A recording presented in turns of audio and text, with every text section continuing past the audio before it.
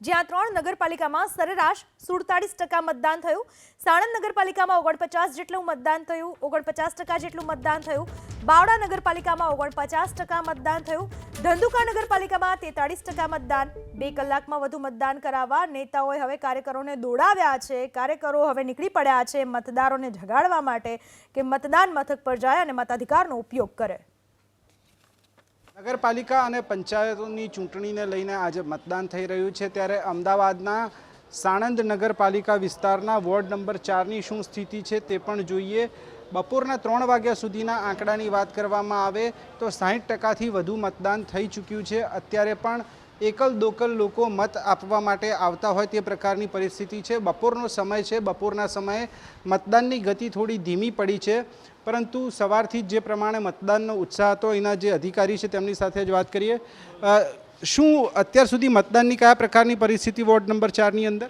અત્યારે ward number 4ના room number 1માં 62.96 3 વાગ્યા સુધીનું મતદાન થયેલ છે અને અત્યારે રનિંગ મતદાન 545 સુધી પહોંચ્યું છે।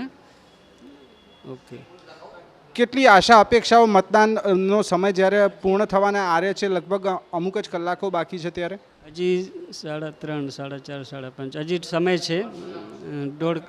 દોઢ કલાકનો ટાઈમ છે, એટલે હજી પણ મતદાન ચાલુ જ છે અને હજી લગભગ સરેરાશ આવશે।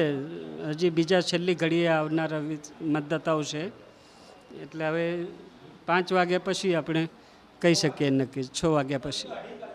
અત્યારે જોઈ શકાય છે કે બપોરના સમયે મતદાનનું પ્રમાણ થોડું ઓછું થયું છે, પરંતુ સાંજ પડતા મતદાન કરનારા લોકોની સંખ્યા વધે તે પ્રકારની જે ચૂંટણી અધિકારી અહીંયા જે બૂથ લેવલના અધિકારી છે તે કહી રહ્યા છે। જે લોકો મતદાન કરીને નીકળ્યા છે તેમને જ પૂછીશું, ભાઈ શું કહેશો?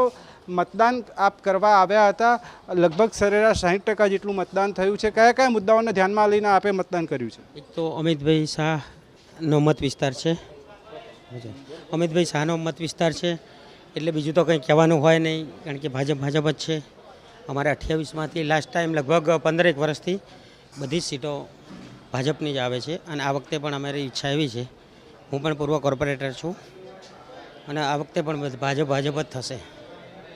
ચૂંટણીનું પરિણામ તો જે પણ આવે, પરંતુ મતદાતાઓમાં જે પ્રમાણેનો ઉત્સાહ સવારથી જોવા મળ્યો, 60% જેટલું મતદાન હાલ થઈ ચૂક્યું છે। બપોરે પાંખી હાજરી જોવા મળી રહી છે, પરંતુ ચૂંટણી અધિકારી જે અહીંયા બૂથ લેવલના અધિકારી છે તેમના કહેવા પ્રમાણે મોડી સાંજે મતદાતાઓની સંખ્યા ફરીથી એક વખત વધે તે પ્રકારની શક્યતા હાલ જોવા મળી રહી છે।